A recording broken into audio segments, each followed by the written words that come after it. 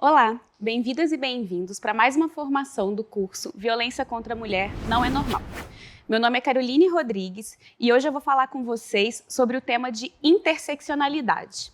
E o que esse tema de interseccionalidade vai de encontro ao tema de violência contra as mulheres. A gente vai entender um pouco como essa palavra, que às vezes pode parecer um pouquinho assustadora, ela nos ajuda a pensar tanto a prevenção como o enfrentamento da violência contra as mulheres. Vamos junto? Eu espero que no final desse vídeo a gente consiga pensar e trabalhar um pouquinho melhor e praticar o pensamento crítico em relação a como a gente trata esse tema que é tão delicado. Eu quero começar trazendo para vocês um exercício de a gente pensar os dados. Muitas das vezes a gente entende e percebe os dados ou lê alguma notícia e a gente deixa passar, sem pensar criticamente. E aqui a gente já viu nas outras aulas que a gente está falando de uma violência de gênero. Então, como que eu quero que vocês entendam? Que essa violência de gênero é como se fosse uma porta de entrada. A gente vai olhar primeiro para gênero, porque é uma violência contra meninas e mulheres, e a gente vai pensar como que outras coisas também impactam diretamente nessa violência e que não impactam de forma igualitária. Então, vamos dar uma olhadinha nesse dado aqui? Por dia, 7 mulheres com deficiência sofrem violência sexual no Brasil. Quando eu estou falando que 7 mulheres com deficiência sofrem violência sexual no Brasil, eu estou trazendo aqui duas camadas. Eu estou trazendo a violência sexual, que é uma questão relacionada explicitamente com o gênero, mas eu trago uma outra camada, que é a camada de pessoas com deficiência. No Brasil, a gente tem 10,5 milhões de mulheres que são consideradas com algum tipo de deficiência, e que pode ser tanto física quanto alguma deficiência que pode ser considerada mental. Por exemplo, vou trazer um caso para vocês que é da Priscila. A Priscila, ela teve contato com a primeira violência dela com um tio dela quando ela ainda era criança. E ela diz que ela apagou essa situação, essa violência da memória, que ela lembra só do inicinho. Muito tempo depois, ela foi para um aplicativo, já adulta, para poder encontrar um carinha que ela deu match. E quando ela chegou nesse encontro, ela acabou que ele começou a tocar o corpo dela de uma forma que ela não gostaria. E aí ela pensou em estratégias. O que eu vou fazer? Então a Priscila conta que ela foi para uma balada e mesmo assim foi inevitável. O cara levou ela para um canto e acabou fazendo também outra violência sexual com ela. A Priscila, ela tem nanismo. E ela é uma mulher que sofre com essas duas questões na sociedade brasileira, que é pessoas com deficiência e ela é uma mulher. Então aqui a gente está falando de duas camadas. A gente pode pensar uma outra camada também. Quando a gente pensa que essas 10,5 mulheres, elas são 54% mulheres negras, quando a gente está falando de mulheres com deficiência. Nesse momento, eu estou dizendo sobre 3 camadas. E aí, o que eu estou falando? Que existe violência para essas mulheres e que elas são atravessadas de formas diferentes. Vamos ver mais uma? Essa vocês já conhecem. A cada 7 horas, uma mulher foi vítima de feminicídio em 2020. 62% eram negras. Quando a gente está falando de feminicídio, a gente está falando da violência fim, né? Para essa mulher, essa violência foi a última violência de gênero que ela sofreu. Acontece que, como vocês também já sabem, a gente tem a Lei Maria da Penha. E essa lei nos ajuda a cuidar depois que a violência já aconteceu ou quando a violência está em curso, né? Porque se a gente está falando que o assassinato é a violência fim, existem outras violências que vocês também já sabem, como a violência psicológica, a violência moral, a violência patrimonial, e essa lei nos ajuda a fazer tanto a prevenção quanto o enfrentamento dessa violência.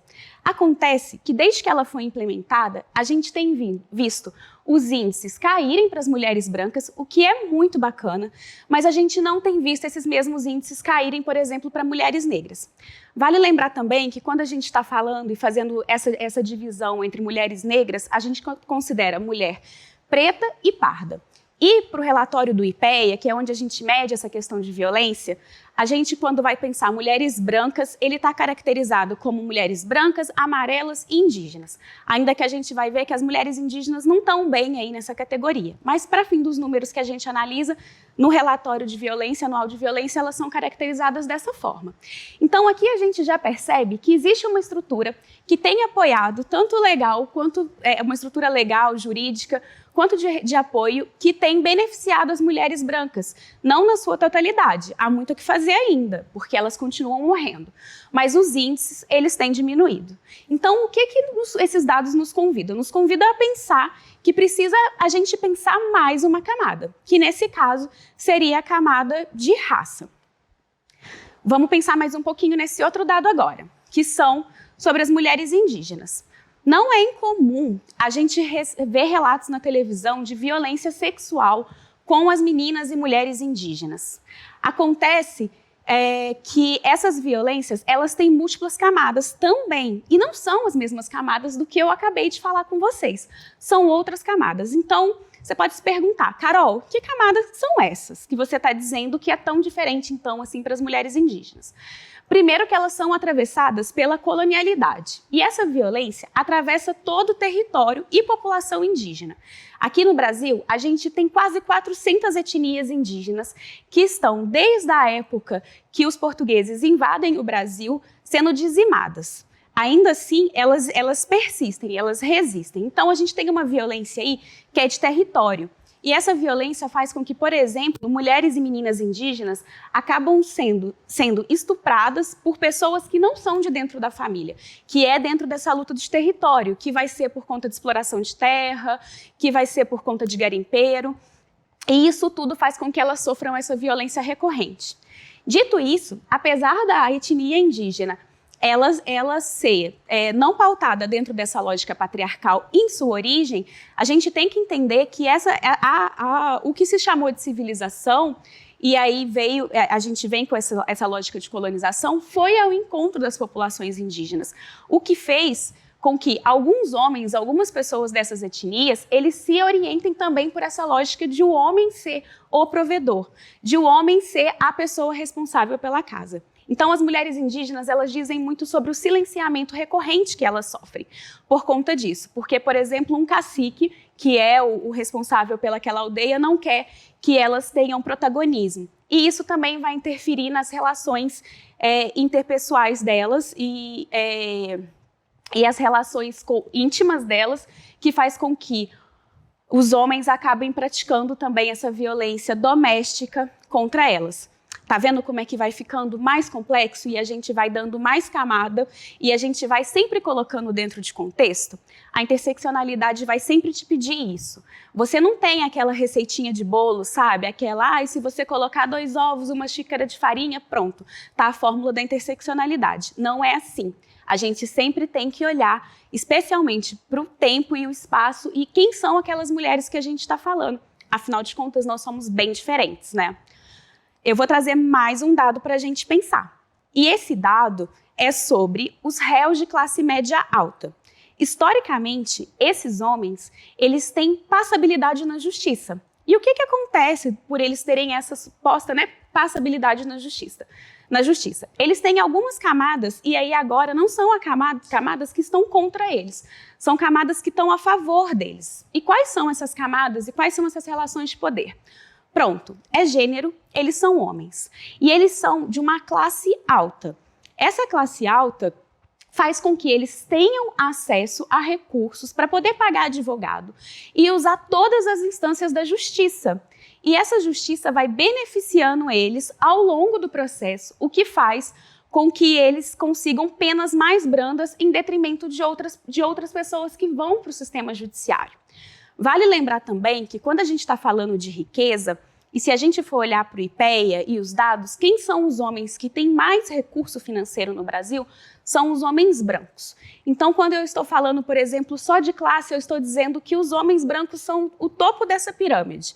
Então, estou falando classe, gênero, e a interseccionalidade ela vai atravessando essas camadas. São eles que têm esses benefícios, que são benefícios que faz parte do sistema jurídico. Eles não estão burlando nada, eles só estão usando a favor deles todas as leis que favorecem eles. Olha, a Lei Maria da Penha, ela demorou anos para ser implementada. A primeira violência que a Maria da Penha sofreu, que é a mulher que leva, né, o nome dessa lei, foi em 1983. E só em 2006 essa lei foi implementada, que de fato é muito importante, a gente não pode perder isso de vista. Mas olha, se ela demorou esse tempo todo, pensa bem como que existem outras leis que podem, nesse momento, atrapalhar para que as pessoas, esses homens, sejam responsabilizados. O sistema jurídico também é patriarcal. Ele não está num vácuo, sabe? Como se de repente a gente olhasse para um processo e falasse, olha, não, a partir de aqui não existe essa violência, aqui não existe o patriarcado, aqui não existe o machismo, aqui não existe o racismo. Não tem um lugar no vácuo, é meio que uma forma de organizar a sociedade. Então acaba que essas próprias leis beneficiam esses homens. Então é um ponto também que a gente tem que rever enquanto sociedade brasileira. Vamos para o último dado para a gente poder avançar mais um pouquinho? Bem, esse dado ele vai dizer: mulheres moradoras de território onde a milícia atuam relatam dificuldade em acessar a Lei Maria da Penha. Olha a Lei Maria da Penha aí de novo.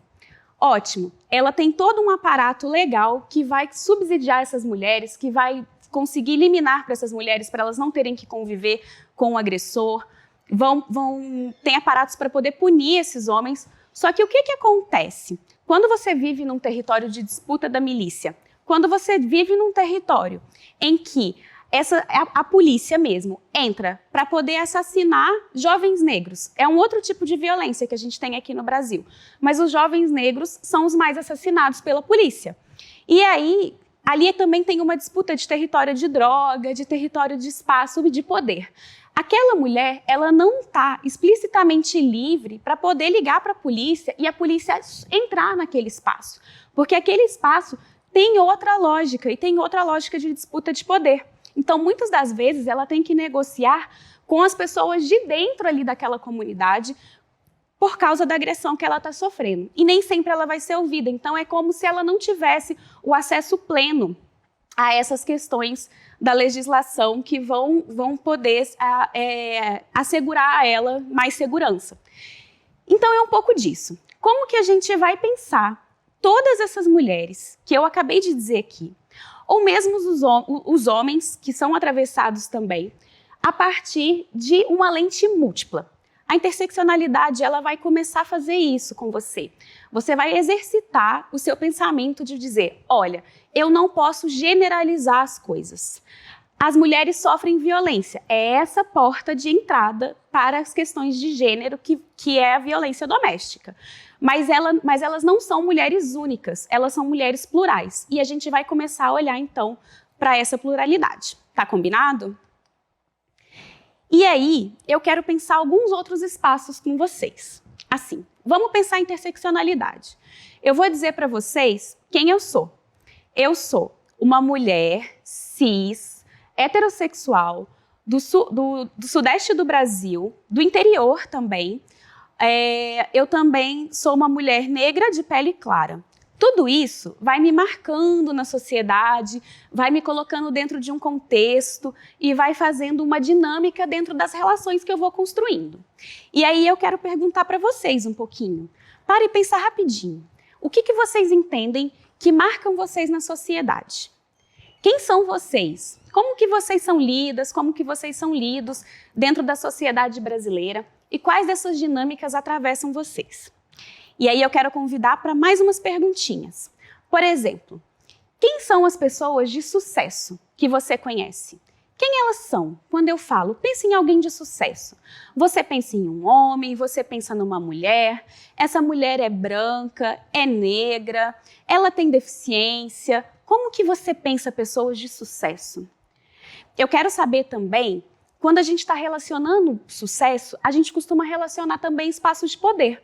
E aqui eu estou chamando espaço de poder, tipo, na sua escola, pode ser a sua diretora, na televisão, as pessoas que você vê na novela, quem é o seu artista preferido, seu filme preferido. As pessoas que estão ali, elas são brancas, elas são negras, tem mais mulher, tem menos mulher, né? Como que é essa relação de quando você pensa, e eu te convido a imaginar essas relações de poder? E eu também quero saber da sua família. Quem é a sua família? Como que a sua família está colocada dentro dessa lógica da sociedade? Onde que a sua família, as pessoas trabalham? Onde que elas estudaram? Como que é o cotidiano delas? Quem elas são? E a partir desses marcadores, quais relações elas têm? Vocês conseguem pensar? Conseguem pensar também como que a sua família faz parte de você e como que isso também atravessa você? E eu quero saber também da sua escola. Né? Como eu disse, a diretora da escola, eu quero saber das suas colegas, dos seus colegas, eu quero saber como que é essa dinâmica escolar. Tem pessoas com deficiência na sua escola? Tem pessoas trans na sua escola? Aqui na Secretaria, aqui em São Paulo, no Sistema de Educação, a gente tem, por exemplo, o nome social. Tem essas pessoas trans, elas têm o nome social respeitado? Elas sabem disso? Elas vão em busca disso para serem respeitadas? Tudo isso que eu estou falando é atravessado por questões de gênero. E aí, como que são essas relações, né? Quando você está na escola, você se relaciona com um grupinho específico, vocês se dão bem, vocês pensam em questão de assédio sexual, vocês têm essa relação com os colegas, tanto os meninos quanto as meninas. Como que essas relações vão se dando? E com quem? É diferente de um grupo para o outro? Isso tudo ajuda a gente a pensar a interseccionalidade. E aí eu quero pensar também que as mulheres e as meninas, elas podem estar em todos esses espaços. E estar em espaço de poder. E aí, e as mulheres da sua família? Elas te inspiram? Como elas te inspiram? E não necessariamente elas precisam ser presidente da República. Elas até podem, mas eu tenho certeza que elas inspiram você de alguma forma. E aí agora eu quero convidar vocês para poder ver um videozinho e a gente pensar como que a geração Z, que eu entendo que majoritariamente é a idade de vocês, tem pensado a luta das mulheres na sociedade.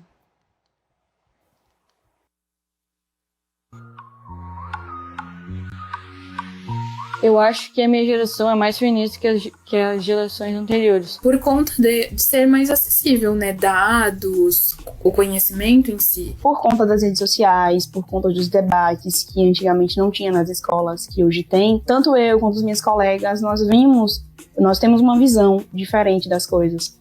Visões que minha mãe, até mesmo minha avó, não teria. A minha mãe, ela pode até ter as ideias dela que são pela igualdade de direitos, mas ela não se autodeclara feminista, né? E aí isso é um ato político também. É que a minha geração tem mais consciência sobre o que é. Tu acaba libertando muita coisa da tua cabeça. Coisas que foram impostas. Devolveu a minha autoestima, fez eu conhecer os meus direitos. É um mapa da África com um símbolo do feminismo negro. Sempre que eu olho para esse símbolo, me dá uma motivação de levantar minha cabeça e dizer, não, eu sou mulher e hoje eu acordei e vou lutar pelo meu espaço, vou conquistar o meu espaço, não somente físico, como de voz. Pra mim, o feminismo é a liberdade, principalmente, não só da mulher branca, né? Pra mim, a interseccionalidade é muito importante. É saber que talvez aqui esteja tudo bem, mas lá em outro lugar não tá, e a gente tem que fazer sim e ajudar essas outras mulheres. Então é ter uma empatia muito grande. Nós estamos unidas, mas nós temos representantes em todos os lugares.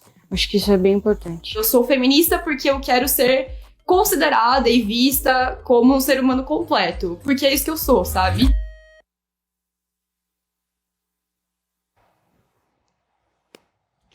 E aí, como é que é para vocês essa palavra feminista?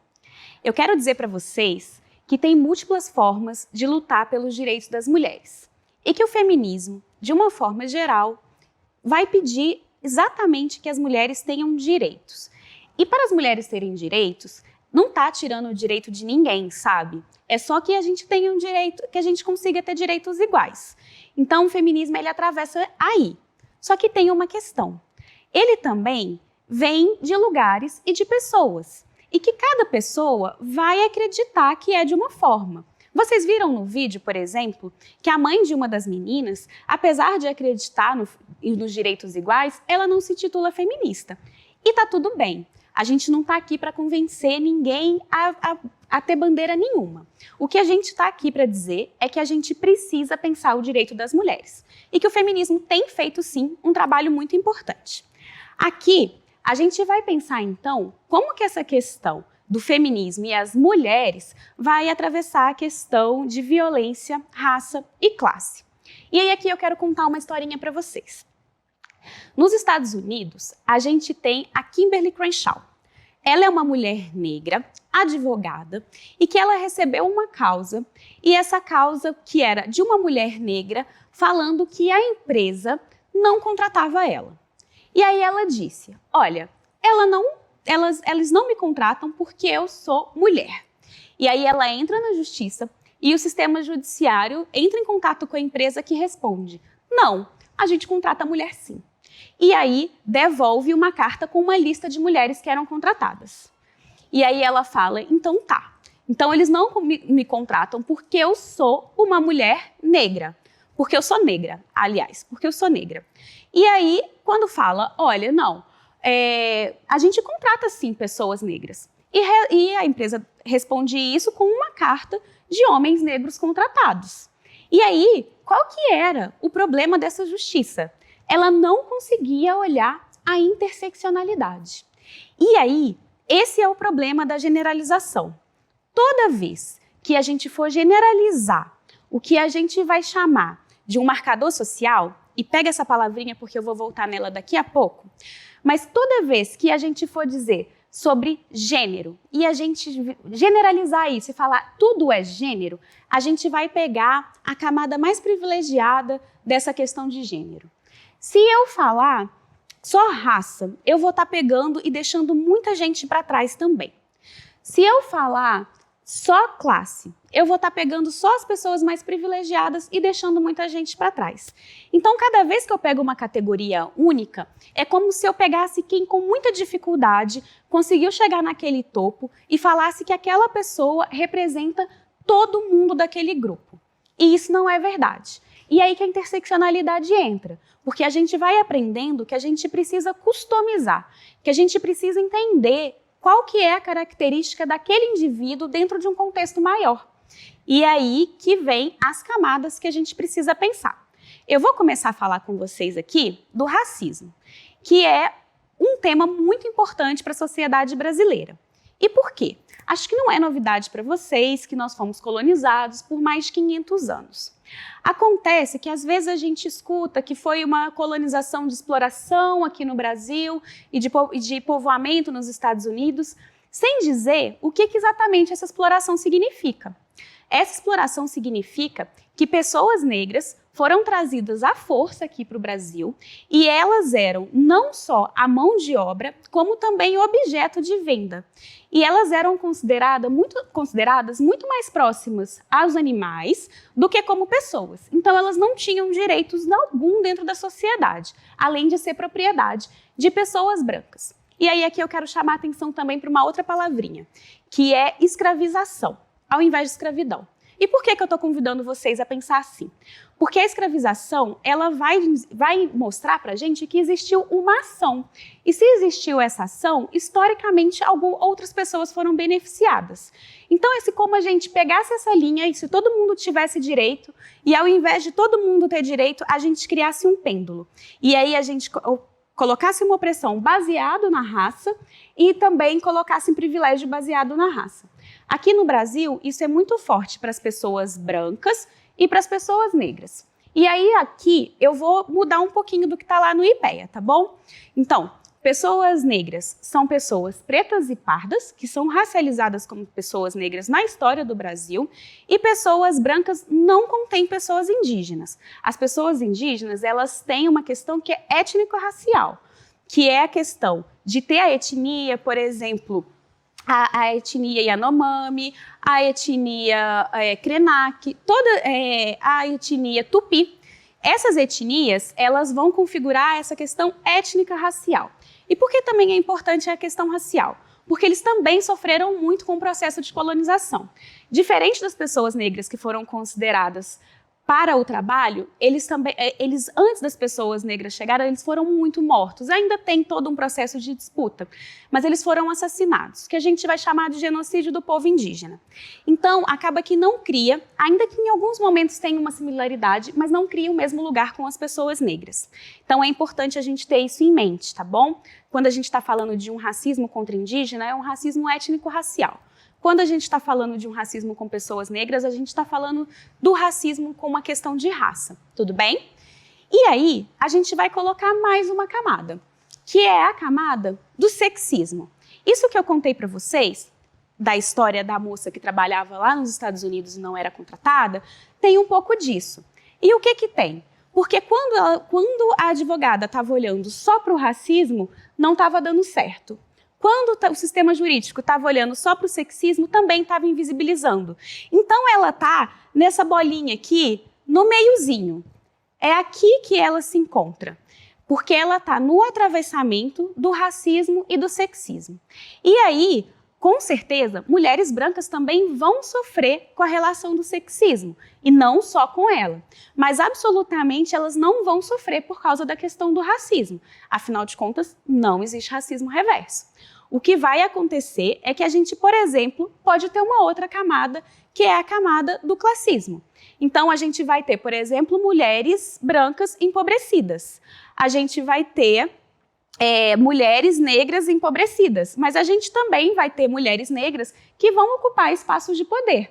Ainda que simbolicamente a gente tem um espaço ainda para poder legitimar essas mulheres nesse lugar. E aí eu quero convidar vocês, então, para a gente pensar essas situações de violência. Por exemplo, se a gente mora num bairro que tem mais acesso, que circula mais dinheiro, que a nossa família tem mais dinheiro, e a gente chega numa delegacia especializada de atendimento da mulher, e lá a gente tem mais profissionais para poder atender a gente tem uma rede de apoio. Então aqui eu estou falando de uma mulher branca rica. Aí você pode dizer para mim e falar assim, ah, Carol, então essa mulher não sofre violência, porque ela tem tudo. Mas é mentira. Porque lembra que a gente está falando desde o início que a violência é uma violência de gênero? Então ela vai sofrer uma violência específica. Vou dar um outro exemplo, ainda dessa mulher. Essa mulher, ela pode ser, né, vamos falar que é uma violência entre parceiro íntimo. Então ela é casada. Não é incomum as pessoas casarem dentro do próprio ciclo. Então, ela também casou com um homem rico. E aí, esse homem diz para ela que ela não precisa se preocupar mais. Que a partir dali, ele vai prover toda a casa. Então, ela que tinha um trabalho bacana, que tinha se formado, ela abre mão e aí ela passa a viver a partir desse dinheiro que é concentrado nele. E aí, poxa vida, que vida boa, né? Às vezes eu escuto alguém falando assim, Carol, eu não sei por que inventaram o feminismo, porque eu não queria trabalhar. O problema é que isso tem um grande impacto na vida das mulheres que não têm renda própria, porque você passa a depender exclusivamente dessa figura masculina. E aí, eu também não estou dizendo que todo homem que provê uma família, ele é violento. Não é isso. Ele pode não ser. Mas o fato dela não ter a liberdade econômica dela pode ser uma das formas de violência patrimonial.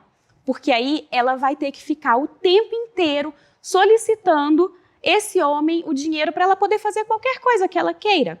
E ele vai ter o controle da vida dela. Caso ele queira praticar algum tipo de violência, ela está à mercê dessa situação. Então, as mulheres brancas, por vezes, são até confundidas com esse espaço, sabe? De que elas não sofrem violência, porque, especialmente as ricas, porque, não, elas têm todos os recursos. Mas isso não é verdade. Vamos lembrar que a violência é sempre de gênero. Vou dar esse mesmo exemplo, mas se essa mulher fosse empobrecida. E aí, esse homem também tem essa ideia de posse dela. Só que ela não pode parar de trabalhar, né? Porque a renda é complementar, a renda dela e a dele sustentam a casa, se faltar uma vai dar problema. Então, essa mulher não pode parar de trabalhar, só que ele constantemente impede ela de chegar no trabalho. Ele impede, às vezes, com também uma violência moral, com xingamentos, violência psicológica. Ele pode ir até o trabalho dela e insistir para que ela não esteja lá. Isso pode causar desconforto, pode fazer com que ela perca o emprego. Outras formas também dessas mulheres sofrerem violência patrimonial, elas terem seus bens quebrados ou serem privadas de acessar.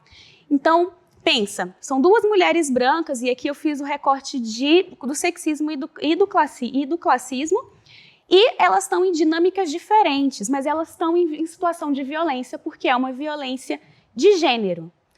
Quando a gente está falando, por exemplo, dessa outra camada, que é a violência com a questão racial, a gente tem uma questão aqui no Brasil que a mulher negra é sempre colocada como num lugar de forte, como uma mulher que aguenta tudo, que tudo pode fazer com ela, que ela tem a solução. E aí, essa mulher pode vir alguns estereótipos tipo, ela é mulher de bandido, ela gosta, ou ela vai acabar voltando para esse cara. E esse estereótipo e esse preconceito pode vir, inclusive, dessa violência que ela vai vir institucional, quando ela vai tentar fazer alguma denúncia e ela não é acolhida. E aí a gente tem que pensar no acolhimento dessa mulher negra. Outra coisa que também não é incomum no Brasil são mulheres negras serem mães solo. Isso também acontece, mas isso não impede que elas sofram outros tipos de violência, inclusive com parceiro que pode ser temporário, não necessariamente pais dos filhos, ou que também pode ser dos próprios filhos, que também é um tipo de violência doméstica, que pode ser do pai, do irmão. Então tem outras dinâmicas para elas sofrerem violência. Então, quando a gente está pensando esse ciclo aqui entre o racismo, o sexismo e o classismo, é sempre a gente colocar mais uma camada. Se a gente estivesse voltando lá no primeiro exemplo que eu coloquei no vídeo, a gente poderia colocar também aqui mulheres com deficiência. E aí, essas mulheres seriam uma outra camada, que a gente poderia incluir ali no meio, se ela fosse uma mulher negra, pobre. Agora, se ela fosse uma mulher rica, também a gente poderia colocar ali a questão de pessoas com deficiência no sexismo. Então, a gente vai sempre fazendo esses cruzamentos para poder pensar a interseccionalidade. Tá combinado? Tá tudo certo até aqui? Então, pessoal, até agora a gente está falando sobre a temática da interseccionalidade e qual que é a relação dela com o tema da violência. Como é um assunto bem complexo, a gente vai dar uma pausa agora e a gente vai voltar para uma segunda aula, para a gente continuar conversando. E eu espero vocês lá.